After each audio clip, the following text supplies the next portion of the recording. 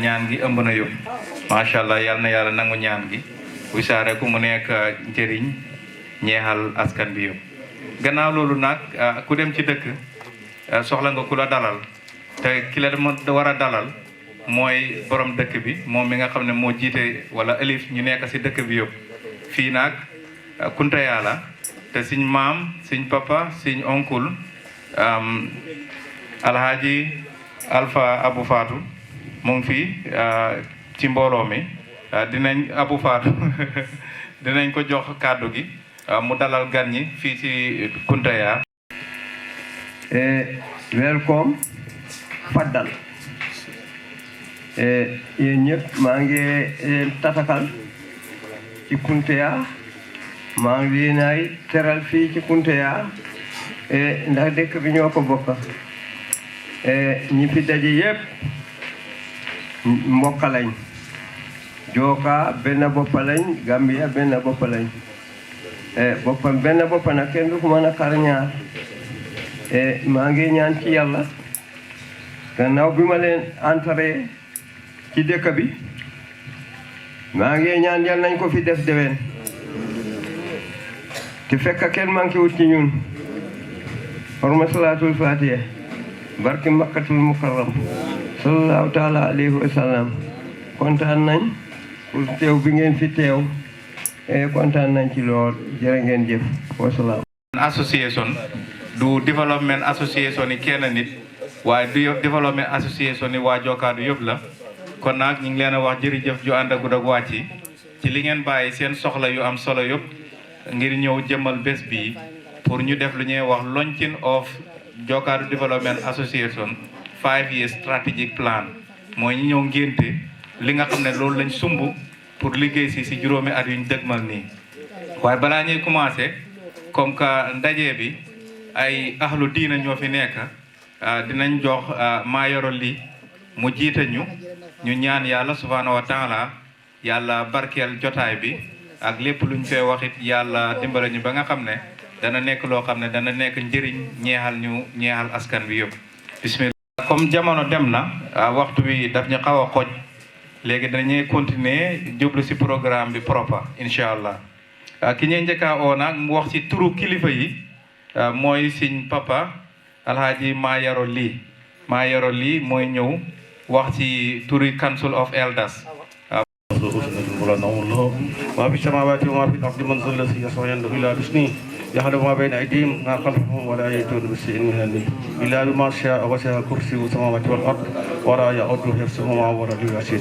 ربنا آتنا في الدنيا حسنة وفي الآخرة حسنة وقنا عذاب النار اللهم صل على سيدنا محمد الفاتح ما أغلق والخاتم ما سبق الناصر الحق بالحق والهادي إلى صراطك المستقيم وعلى آله حق قدره ومقداره العظيم إن الله وملائكته يصلون على النبي والذين آمنوا صلوا عليه وسلموا تسليما صلى الله تعالى عليه وعلى آله وأصحابه وسلم تسليما سبحان ربك رب العزة عما يصفون وسلام على المرسلين والحمد لله رب العالمين جمع خير يرم سد خل سد naan yéen mbooloo bi fi teew yëpp mag ak ndaw góor ak jigéen ci turu réew mi ak turu chef bi ak turu Mayoro li mooy suñ ji ci Council Elders ñu ngi sant yàlla bu baax di leen bismillah di leen dalal di leen masaw ndax lii rek mooy àdduna lépp loo xam ne bëgg nañ ko wala nas war nañ koo nas ñu toog waxtaanee ko suñ ko waxtaanee rek mooy yëgoo diisoo déggoo lépp dafay sotti ndax Jokadou moom kenn du leen jàngal kenn du leen digal diisoo kenn du leen digal ànd yàgg nañ ci loolu suñ mag ñi loolu lañ fi neexoon ñun loolu lañ dund ci loolu lañu yar kon lii moom du rafet la yàgg na fi am kon ñu ngi gërëm alkaali bi di gërëm ciif di gërëm xalif yi teew yëpp ñu ngi yaakaar yàlla di leen yaakaar yi ñëpp di leen xamal ne réew mi ñoo ko moom ñoo ko bokk nañ ko taxaw nañ ko defar nit alalam daf koo defar bokk na ci jaamu yàlla ñu ngi leen a gërëm ñu ngi leen a sant ñu ngi leen a bismillah ñu ngi ñaan ci yàlla réew mi gën a fi la wàcce jàmm gën a fi yàlla wàcce xiwal gën a fi yàlla wàcce sutura yal nay àndoo yal nay bennoo yal nay déggoo lépp lu fi waaye bëgg yal na ko am lépp yàlla nekk jàmm ak xiwal ñu feebar yàlla faj leen aaju yàlla faj ko mag yàlla yàggal leen fii jërëjëf yàlla aar ko maa ngi sant maa ngi gërëm ci turu Alaaji Mayoro Ly asalaamaaleykum wa rahmatullahi taala wa barakaatuhu fi gaaral ñaax ñu ñun ndaw yi yëpp ñi xam lan la fi mag ñi nekkee woon comme ni ko alkaali waxee ñoom seen wàll bay nañ ko ba rafetal ko loolu nag li tax ñi ñu ko wax mooy wan ñu ne ñun ndaw yi dañ war a bay rafetal pour tënk léegi dama war a jàll ci ki nga xam ne moom moo nekk chairman yi Jokadou Development Association ñun ñoo ko tànnoon fii di Alpha Chi waaye balaa moo ñëw rek ci loolu ci kàddum gi ma tënk rek ci lan moo ñu dajale fii beneen yoon pour ñun ñëpp ñu xamee ko noonu li ñu dajale fii tey mooy dafa am lu ñuy wax 5 years strategic plan mooy juróomi at yi ñu tëgmal nii lan la Jokadou Development Association bëgg di def pour mu nekk njëriñ ñeexal askan bi yëpp loolu nag ëmb na yu bëri soo xoolee faat na yi nga xam ne moo nekk si Jokadou fii yëpp bëgg nañ cee laal maanaam bëgg nañee laal si wàllu wér-gu-yaram bëgg nañee laal si wàllu électricité bëgg nañee laal si wàllu agriculture bëgg nañee laal si wàllu dëkk yi nga xam ne ñi nga am jafe-jafe ndox rawatina yoon yi nga xam ne nii si Jokadou jafe-jafe la pour dem beeg dikk bi si dëkk yi fasantikoo yi nekk fii si Jokadou loolu yëpp ëmb nañ ko fii loolu nag moo tax ñi tajee tey o ñi nga xam ne ñoom ñooy suñ partners ñi nga xam ne ñoom lañ yaakaar pour ñu dimbale ñu ci ñoom ñëpp ñu dajale leen fii nii wan leen ne lii lañ bëgg a liggéey su ko defee ku nekk jàpp si benn koñ su ko defee di nga gis ne loolu dinañu dimbale ñi mën a am liñ soxla loolu ci gàttal wala ci tënk mooy li nga xam ne moo ñu fi dajale tey waaye ceemaan bi dina si ñëw ci yaatal kon nag ma jébal ko kàddu gi muy Alpha Chi nekk doom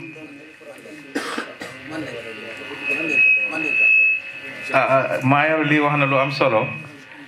dina ñëw si kàllaama Mandinka incha allah waaye su dee dinañ ko mën a jox Fatou Ndaw mu tënkal ñu li ñu waxaale si kàllaama Mandinka am na solo lool Mayoro Ly ñu ngi ko gis san oversight Fatou Ndaw dimbale ñu nga tënkal ñu waxtaanu alkaali bi ak waxtaanu alaaji Ibu Seen bi ci gàttal ci kàllaama Mandinka macha allah.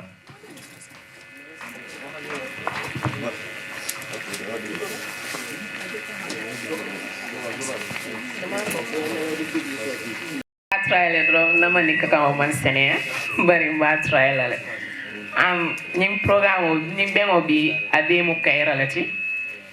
dia mu follow la min keta mol famati mol mama mimo alaji Abu Fatou Kanti ay mol jia ala sate okono moli benja nin kayra la ngana programme bi ke nin kayra la ngaje nin kayra la ngamuru na bodula nin kayra la ay kuma kendole muro ne jan na bota je econom mola council of elders walem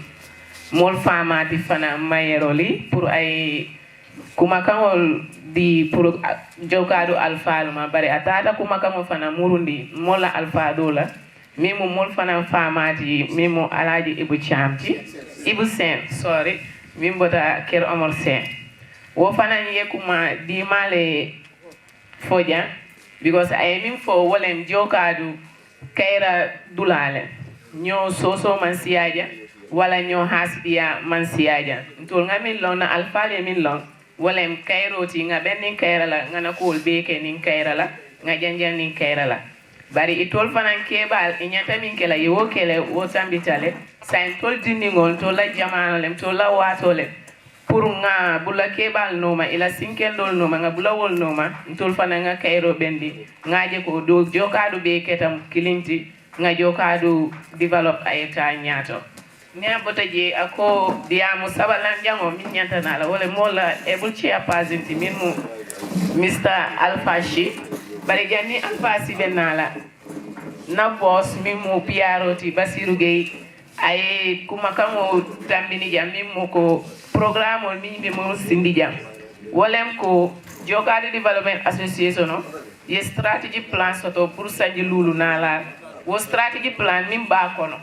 mbe wole ka chala jam iko killing min ba kono wole nyiti ko kurango be soto la nyola nyaadi Jokadou banko ka ji seneyari mo ani jidi ma be soto no la nyaadi Jokadou banko kan jam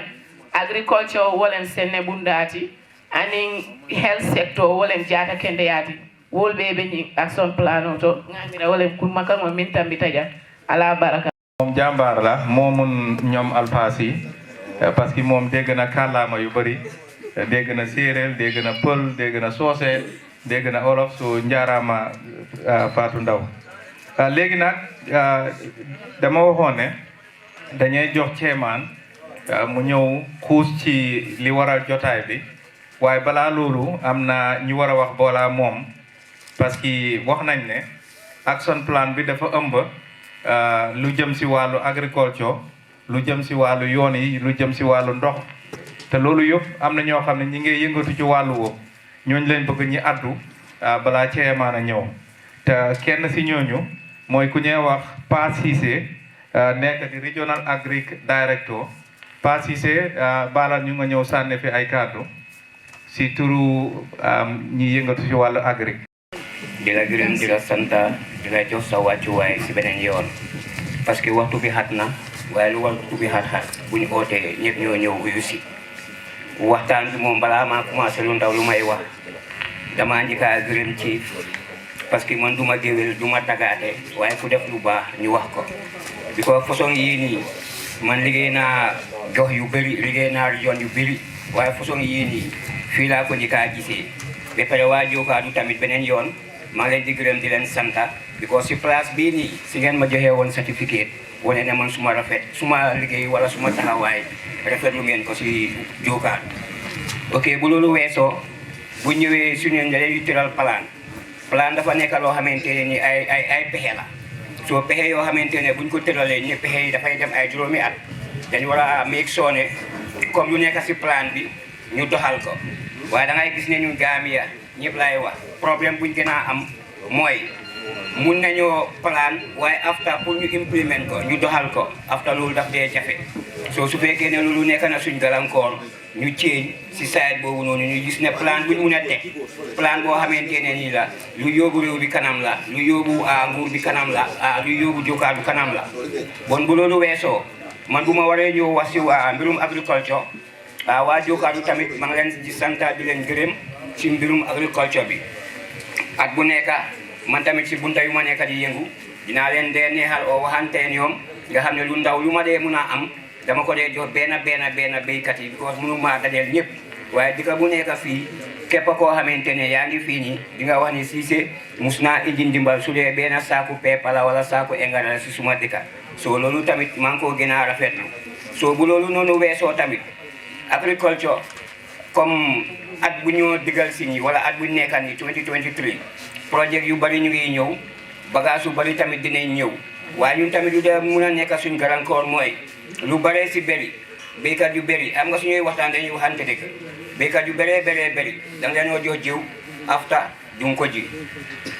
so loolu man mii taxaw fii loolu nekk na suma problème bu mag a mag ba pare tamit maa ngi ñaan waa Jokadou yi fu mu nekk nii saaku maalo seer na béréb bu ñu am boo xamante ne nii neñ fa mun a béy maalo ñu delloo si woon la woon fa woon ñu gis ne béy maalo bi tamit dina dem kanam parce que man at bii nii passé am naa fii nii maalo bu bari alkaal yu bari fii nii mu neñ maa seede bakan karanta ba tambana ligi soose yu dee béy maalo yëpp ñëpp laa jox maalo ba ñeneen ñi sax dama leen dee neexal ñoo xam leen dee jógee beneen gox mais leen kaay leen ngeen jël lii parce que man du ma dee bugga lépp loo xamante ne jël naa ko si office bi ma ne pour lii ñi pour Jokadou la afta ma joxe ko nit ñi jëluñ ko afta loolu man ma delloowaat ko man du ma dee bugga loolu noonu soo wax bi dem bi ñëw bi yëpp jikko yi tamit léegi-léegi ñu jéem koo wecci because da ngaa gis ne mbéy mi suñ ko saaganee duñ dem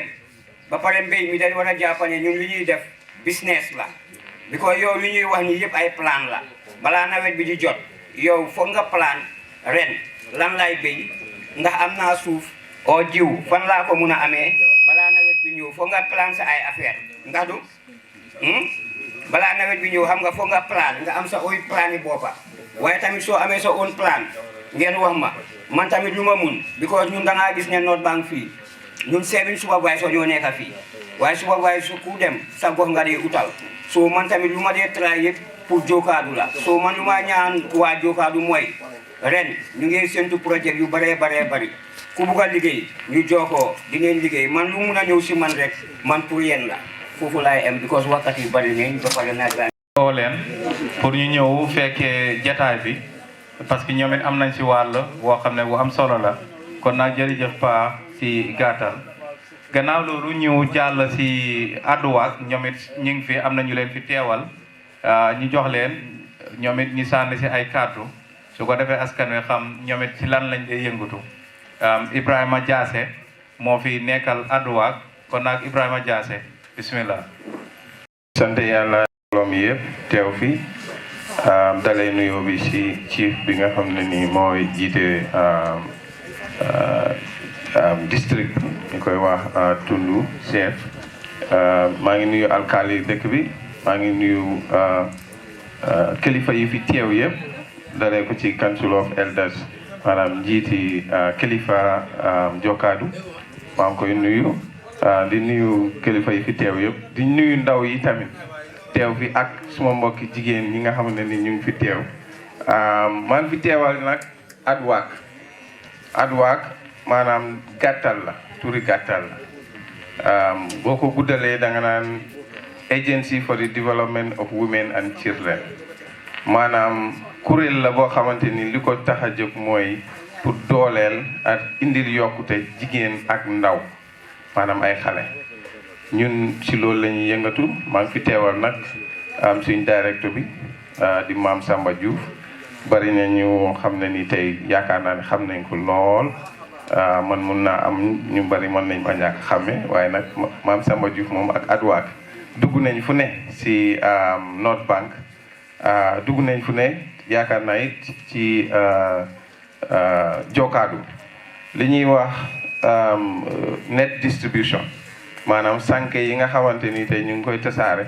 di ko jox nit ñi pour ñu ciy tëdd pour mu aar leen ci feebar bu ñuy wax malaria adwaak ñoom ñoo ko nekk di tasaare ñoo ko nekk di joxe si région bi jógee fii Baara ba fële Wulli Basse Wulli East ak West yëpp adwaak moo ko yore beneen côté bi ñu koy wax South Bank Kado moo ko yore Kombo fële ñuy wax Hebdo projet la boo xam ne dafa wër réew mi yëpp waaye adwaak moo yore North Bank réew mi waaw loolu nag soo gisee adwaak dugg si mooy comme li mu wax rek turam mooy kuréel la boo xam ne day jéem a dooleel ak isil yokkute jigéen ñi ak ndaw ñi ndax gis nañ ne feebar yu bari jigéen ñi ak ndaw ñi moo si dee gën a amee ñu si gën a loru waaw gannaaw loolu weesoo tamit beneen fànn bi nga xam ne ni adwaak dina si liggéey doon na agriculture maanaam mbirum mbéy adwaak doon na agency boo xam ne ni day joxe jiw du yem si joxe jiw rek day jàngal jigéen ñi ak nit ñi nga xam ne ni ñu ngi yëngatu si mbéy naka la ñuy jëfoo maanaam jumtukaay yi bees yi nga xam ne ni ñu ngi feeñ si mbéy mi adwaak dina si lëkkaloo ak agriculture dina si lëkkaloo si wàllum livestock maanaam jur yi yaram jur dina si lëkkaloo ak Department of Livestock kon kuréel la koo xam ne ni lépp loo xam ne ni day yaxanal di yombal dundini jigéen ak ndaw adwaak daf si yëngatu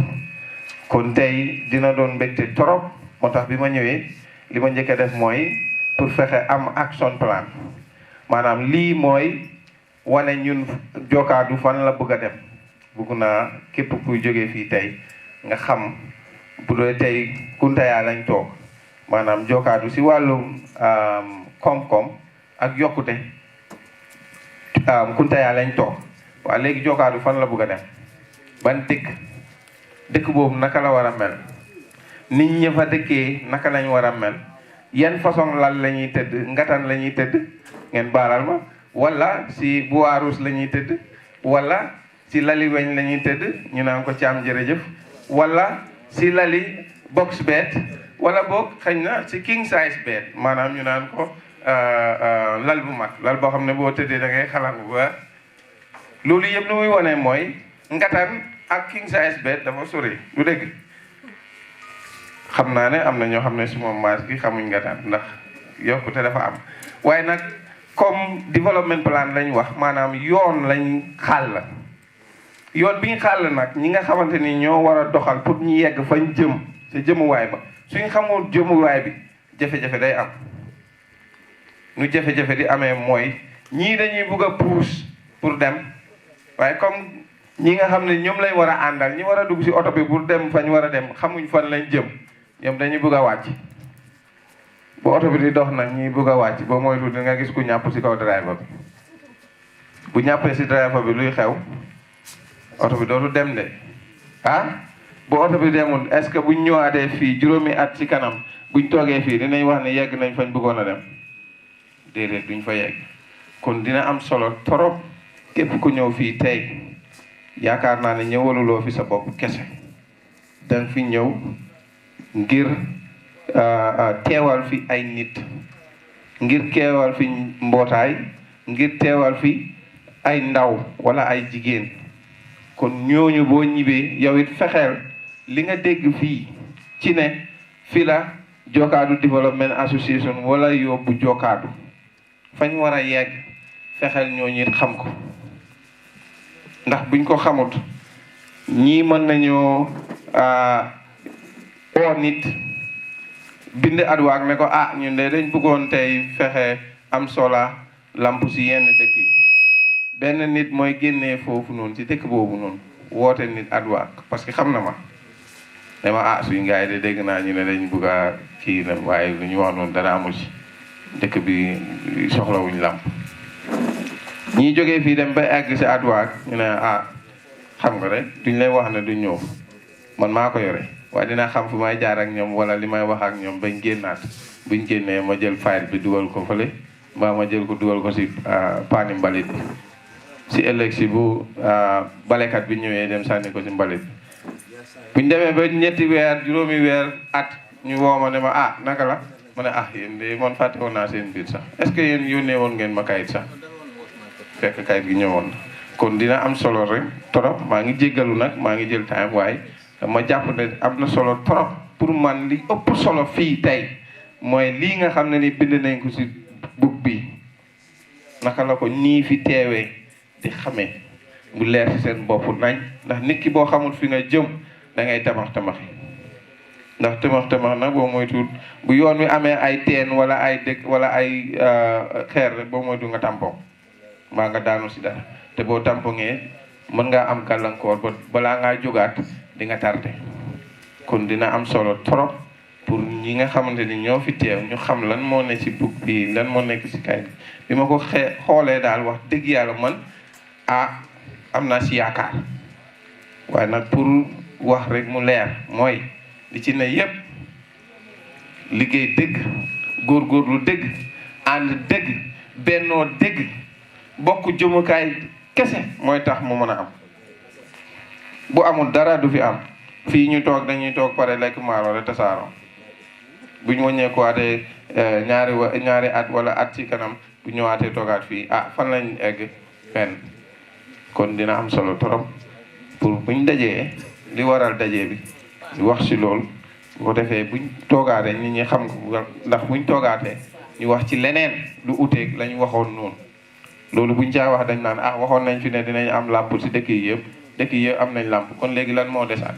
ndax doomu aadama moom noonu la ko yàlla bindee lu mu am rek uti leneen maa ngi jégalu nag si kàddu yi pour tënk ko si olof rek léegi ma si soose ngir naka la tuuti noppal suñ naataango boobu muy Fatou Ndaw ndax ñun jigéen dañ koy bugg di teral jigéen dañ koy bugg di dimbale kon dama ko bugg a jàppale pour mu bañ a jóg ñëw taxawaat fii ndax loolu moo ñu tax a jóg ñun adwaat mbari mandinkol mbal be kontonna comme a fo ñaami ala mandinka ko koma senya bake pare mu fananta mo fisi atati par bitum fanam ba katagal yo kam mi fodro la fam mi fola no mbem fo kan mandinka sur account wala minti ko bi me bendin jang pour kam nekké ka silo kulli silo le mi alon ko akata dulatu ako Jokadou bedulatu abe kuntayal bari sain Jokadou laftatala bara wala laftatala banjul ɗum ɓe ñaadi hanin Jokadou fatata domandin kunde a fatata domandin kodi banjulle ñi ñaata kunde ade domandin kodi woto say nin lefta Jokadou yekke ko banjul ñin kitabo ka wala fo ay wo silole wala dépasol ba kunto kujamal ba kunto dogol ba kunto kacha ba kunto ño fahamo ba kunto oto ni o ñande sotola milbe mabe ta jang jamaabe jeey mam mabe fa kunto da e mole e kafole e mabe la kafole jang ni muruta e kana si kibaro fi ñin kibaro mi al babon dila jang momo natata miliye ki jang ni tata a foye ko ñinne fota je iko ilafta Jokadou sambala barale sorry banjul bawon do la jang sade jamal man lambuso musu jamal be do ko la ila do ko jorawol man baraka baake hani bi ni musobe jimila fantimo wabulu laftare trakitol yeso ilaftare pawatila yeso o bebe ñin kayto kitabo ko anyanta faham la tumondo executive wala do ko le pour yo okay ba bitum ba on sita adwak le jang mam Samba Diouf wala kinan jang akunin nata bi ngaitan ni kafo bela ko ñu le min fode ning atra abeto afanan dabi jilabe temal ning kitabo kono min ba kono ning atra Jokadou Development Association abe eto oto mam Samba Diouf ne adwak fanam ba akono bawo itol min bi wulendi wala ñinti ko ka musol aning dindingol keleya e balu ñaal yirwandi ka soneyandi oto ka sut ko mo sutiyandi don nde tom Ibrahima Diasiliti mba hako dani la ko mo ñi jam fatale mondo amma ñanna jam fala ko teng par bitu nin development ko mo mamanta don yirwa ko no mo mamanta don dol bu kataram fambulu wala yatina ko mo jam fata teng be hako dan la mobe ka faale ala baraka assalamu alaykum benen yon jërëjëf xam lan mooy taxawaay adduwaak fii ci gox bi yëg tamit ne adduwaak ñëw nañ teewee fii te suñ plan bi it adduwaak dinañ ci jàpp inshallah ak jërëjëf beneen yoon ci li nga dimbale Fatou Ndaw tamit ci li waroon a taxaw fii nga taxawee ko comme li nga wax rek yéen moom yéen a fi nekkal jigéen ñi ak ndaw yi kontaan nañ trop ci kàddu gi macha allah léegi nag dinañ jàll ci Njawara National Training Center Alpha Sy moom tamit mu ngi fi teew mu ñëw sànni fi ay kàddu su ko defee ñu xam ñan ñooy Njawara National Training Center ak lan mooy seen ako jatige am Mamadou way haalde e jol kono ɗum wonani kam weltare no feewi pour arde tawe go mo waktan hannde waktan mo noon kono idiɓe ɓe haalno kaldiri ni tan ko laawol ƴefta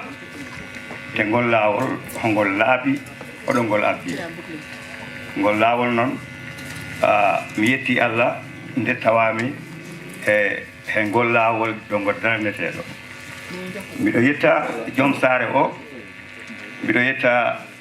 tokoram Alpha Sy mbaɗɗo ha min jiyami e nder mo waktan mbiɗo salmina chef o mbiɗo salmina député gouverneur tawaɗo mo he mo waktan mo noon no wayno kayɗo mi jangimo kayɗo no wayno probléme aji Gambia ɗi fof kay o lartima ɗum andi hoɗo gonɗen andi hoɗo cohluɗen jaa ɗum noon he affaire demal he affaire no jaw o woni he weccidade ni saabu en fof en jiiɗo ɗo gonɗen ɗo joni en jii nguloro ko mbiyata ko climate change ɗum ɗon fof kayit o haali hono gorruɗen he affaire deñal kayit o haali hen eɗen gandi enen fof e Gambia min mi liggima he affaire développement ko yarata e duuɓi 30 he Gambia ala ɗo mi liggaki e nder Gambia he tundu te mbiɗo welti he mo waktan ɗo hande saabu mo pas 6 mo ganduɗa mon wonani mon ɗo agriculture min he pas 6 puɗɗode liggeyde sembiya min wonno supervisor ma nden noon si Allah jamanu yeehi haami tawi ɗo paasise o tawama e nder waktane mi weltima hen kono ko jiɗmi no kayit o haaliri ni kayit mo wi liggey mo gandama hoorema a addanamo e liggey mo ganduɗa ko an ƴeppimo mo ganduɗa mo an ƴeppimo mon ɓurta wawde heddade e jungo maɗa saabu si tawi ko neɗɗo miijanima addanma eko miijaniɗa hoorema wona gottu te miɗen liggotoɓe he développement min jii wonde noon liggeyaji kewɗi ɗi gandama hoorema koto dowɗi iwroy ɗe gari to moɗon ɗin ɓurta was sakkitade e juuɗe moɗon liggeyaji ɗi ganduɗa ko onon jiyani ɗin koye mon jiiɗon ko woni probléme mon keɓiɗon ɗum ɗaɓɓan feere ɗin liggeyaji ɓuri hewde ko ɗi liggeyaji jarata yeeso ɗum noon mi weltima e jungo he dow kongo directeur mo woni mama mane e mbole semɓe ganduɗa hoorema eɓe goni he tundu Jokadou mi weltima e tawego hemo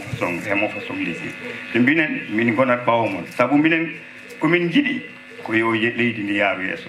ɗo hande simi yi yimɓeɓe immoɗo ɓe gabbo kombo ɓe mbiya wonde no ɓe ɗaɓɓitoya hunde ta ɗum kam metti saabu mbiɗa andi boole sem ko woni daña eɗen dañi leydi eɗen dañi ndiyam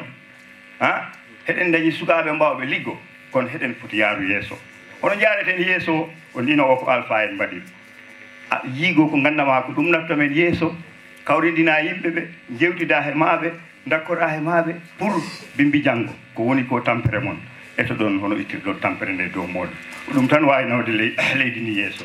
mbiɗo yaafo noon mbiɗo mon yaafno saabu haala nder ngolo weeɓa kono noon mi weltima e jungo he dow kongo tokoramne saabu gannawo Allah ko de ko taki ha tawami mo wattani te noon mbiɗo mon yetta mbiɗo mon salmina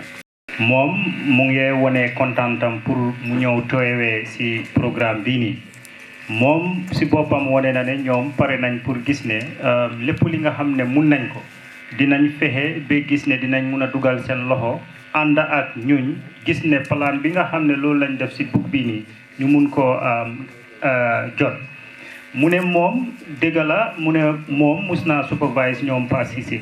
mu ne tey su toogee ba gis Pa Cissé tamit ñëw taxaw si place bii nii loolu dina ko nekk am kontante mu ne moom su toogee di gis ne nit ñi ñu ngi jógee ko fii di dem Kombo di dem uuti li nga xam ne ñuñ war nañ ko mun a am fii nii mu ne loolu du ko dee ne ndax mu ne soo seetee ñuñ am nañ fi suuf te climate change mu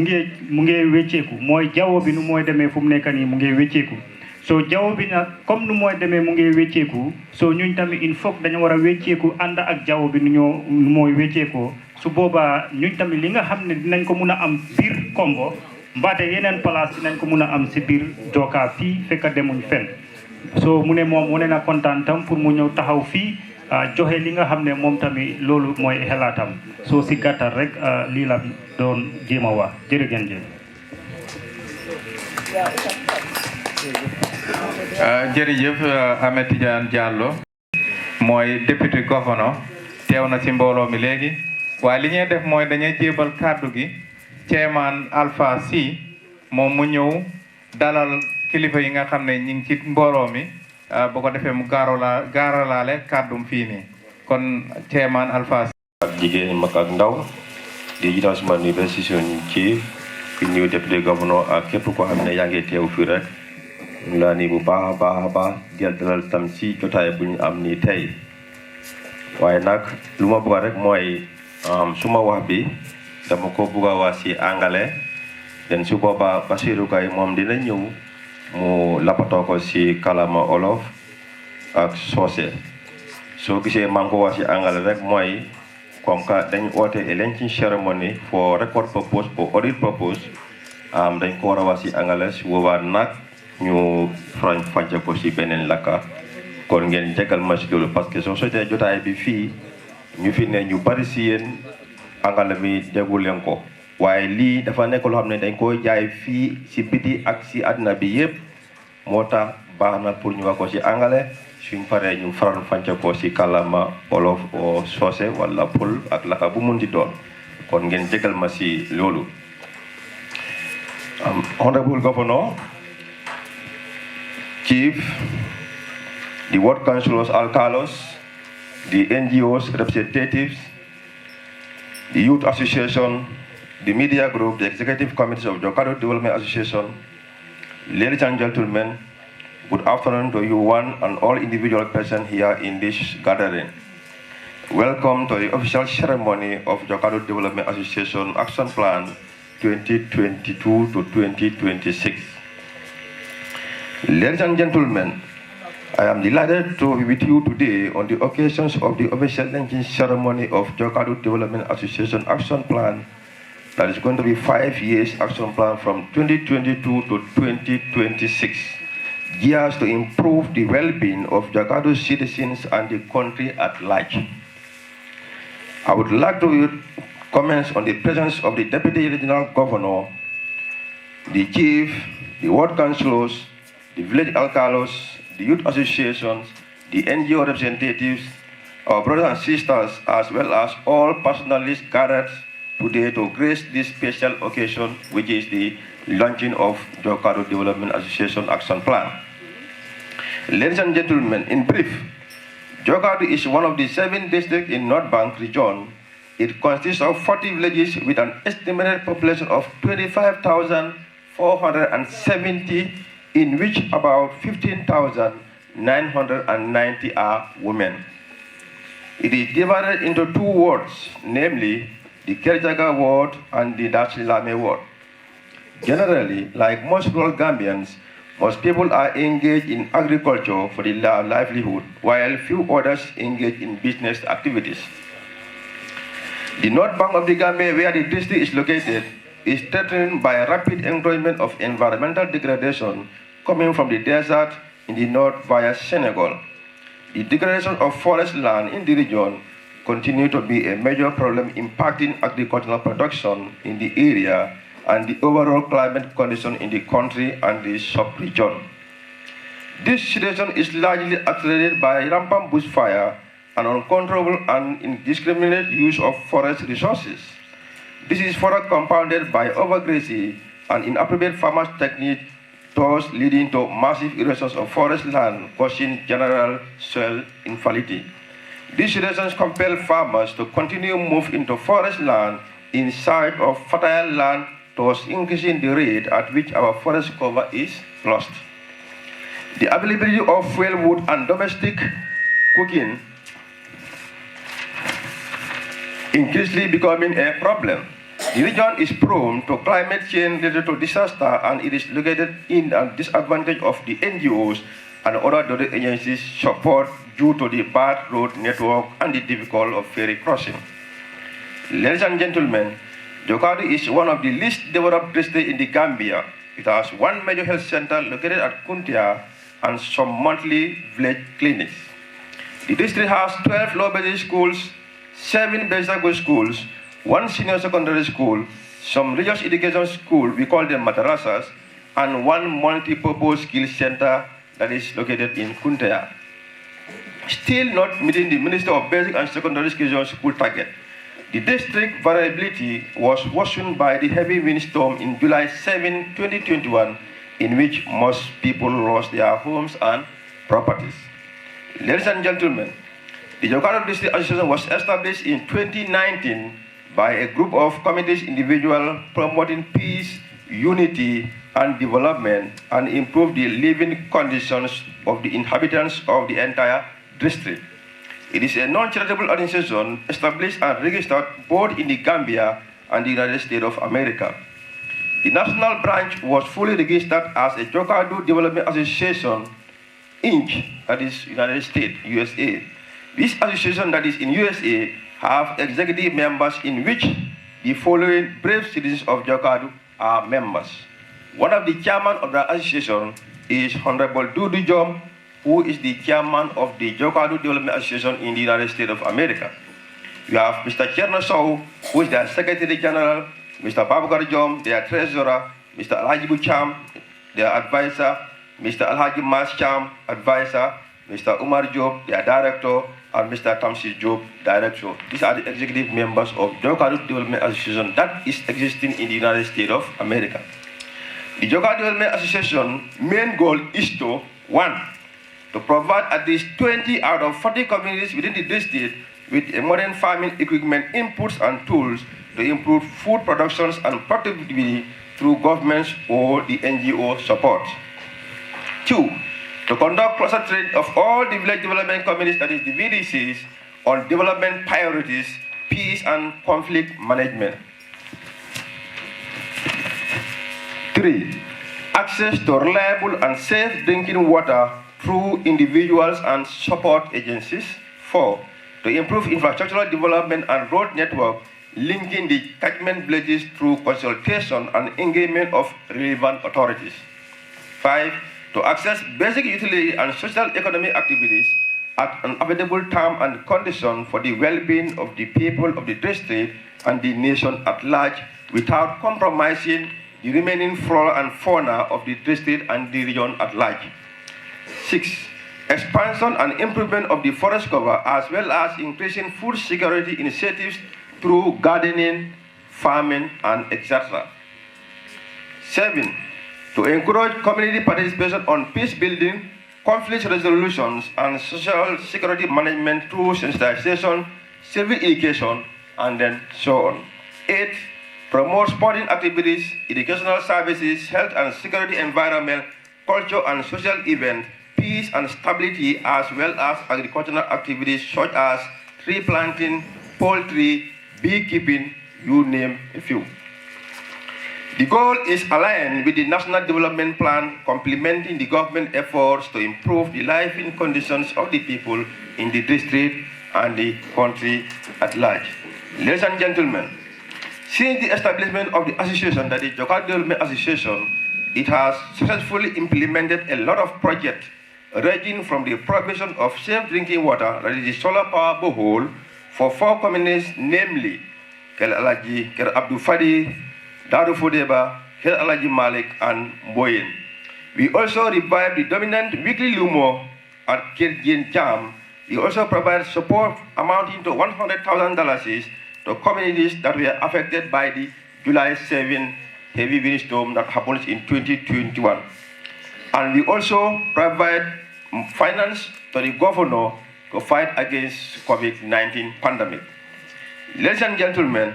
all the governments of the Gambia, although the government of the Gambia strives to improve potable water such as manual hand pumps, the availability of spare parts for such pumps is proving difficult.